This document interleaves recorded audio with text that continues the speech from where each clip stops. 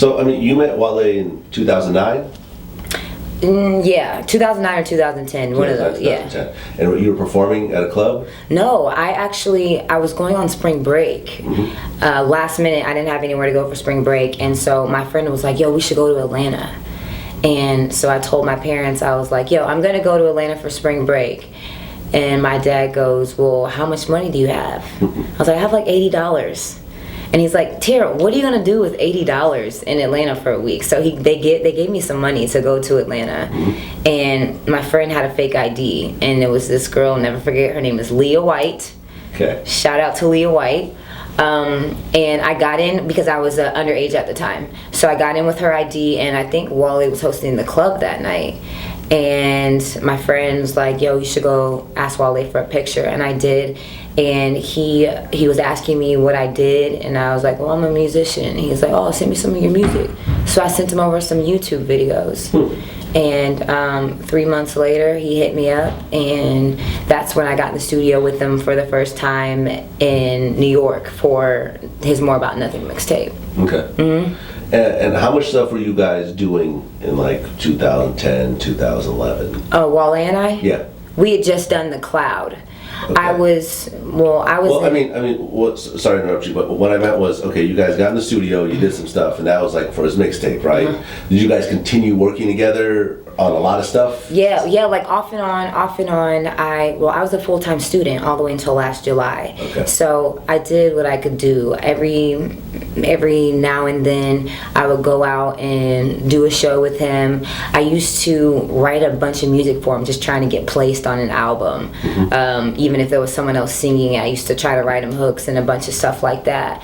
So to get placements. And you were like demoing it. You would like do the hooks and send it to him. Yeah, and send it to him. Okay. Yeah. I would send him stuff. I would send him stuff all the time. I don't know if he heard it, but I would send him like just in my college dorm room. Being so frustrated having to be in college in Indiana where there's nothing going on, I would just write stuff all the time, and I would send him music all the time and hope that he listened to it. But yeah, we did do The Cloud, and then obviously, Bad. Okay, so Bad started off as a acoustic guitar version, right? Yeah, so I wrote Bad in college. And I was sitting in my dorm room. I don't know if you remember this song by Trillville. It's called Some Cut. And it's like, what it is, so that song. And I always used to love that song when I was younger. And I was like, I'm going to cover that song, do an acoustic cover. So instead of doing the rap, I sang the rap lyrics. And then this was just on my guitar. And so then I was like, yo, I got to think of something super catchy, like a hook to put on this song. And I just started strumming some chords, and I just started freestyling the hook for Bad, and I was like, yo, this is dope. And I took it to my friend Kelson, and that lives in Indiana, and we produced it in his bedroom in like a day. And after we got done with it, we were listening to it, and we were like, yo, like, this song is a problem. I think this song is going to do something. So we just put it on YouTube, hoping that it would get a bunch of views. And maybe, I want to say 10 months later, Wale heard it, and he wanted to put verses on it and put it on his, what mixtape was that? The last mixtape he put out, I think it was for Lauren.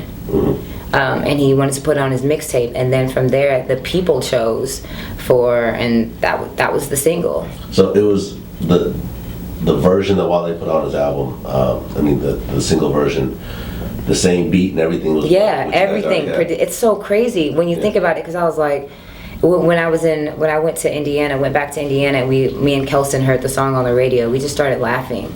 Because it's so crazy that a song that we did for absolutely free in his bedroom, literally sitting on his bed, cutting this track, we were just making music at the time, cutting this track and thinking like, yo, this is really, really dope, turned out to be a #1 hit single. Sure. The chorus is pretty sexual. Like what's really the meaning behind that chorus? Well, like I said, it derived a lot from the Trillville cover. But at the same time, I'm a storyteller. And I like to say things that people can relate to. It's not necessarily my story, but it's definitely someone's story. It's a lot of women's story. It's a lot of guy story. And I just wanted to say something edgy and catchy and unforgettable that if you heard it on the radio, you would be like, what? Did this girl really just say that? So the whole time that you were working with Wale, you never got offered a record deal or a publishing deal or a writing deal or anything like that? No. So I was I was in college at the time, and I was working with him. I would send him tracks. Sometimes I would, when on breaks and stuff, maybe spring break or winter break, I would go get in the studio with them, write some stuff for him, write some stuff for myself. And so I was never offered a record deal by Wale, actually by anyone. Last summer, Rico was the first person. Rico Love was the first person to offer me a record deal, and this was actually before the Bad record was Wale's. It was just still my record at the time. And I went to the studio with Rico, and I played it for him on the guitar, and he was like, "Yo, this is your first single." And some time progressed, maybe like 6 months. I'd still been talking to Rico, trying to keep my options open, and maybe about 6 months went by. And that's when Wale, he heard that and he wanted to put his verses on there and put it on his mixtape. So did Rico actually... Rico offered me a deal, I think 2 weeks after I met him. This was last summer. Did you sign it? No, I didn't sign with Rico until almost a year later. Okay. Almost a year later. So yeah, he gave me paperwork, I think 2 weeks after that. He was really quick with it. He was like, "Yo, I gotta sign her." Okay. Yeah. Well, when the single started blowing up? No, this was before Wale even put verses on Bad. Okay. Yeah, it was last summer.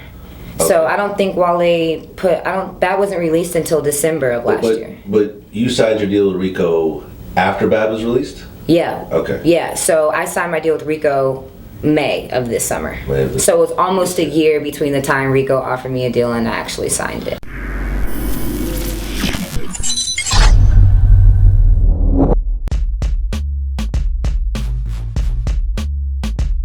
I'm competing against not just who's hot right now, or who's trendy right now. I'm competing against the whole canon of music.